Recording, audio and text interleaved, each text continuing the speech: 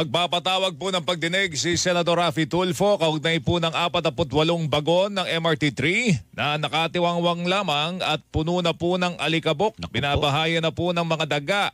Ang mga biniling bagon ay ginastusan ng 3.7 billion pesos Parimelo. Binili pero hindi pala akma doon sa ating mga riles. Diyos ko po. Personal na nakita po ni Tulfo ang mga bagon nang siya'y bumisita sa MRT3 Depot dyan po sa North Avenue, Quezon City noong isang araw. Ayon po kay Tulfo na siyang bagong chairman ng Senate Committee on Public Services, kailangan suriin ang kontrata para matukoy ang mga dapat managot na sa pagsasayang po ng kaban ng bayan at upang mabawi rin ang ibinayad sa mga walang silbing bagon na yan. Yung mga naturang bagon ay binili po ng Department of Transportation sa kumpanyang Dalian. Nakabase po ito sa China.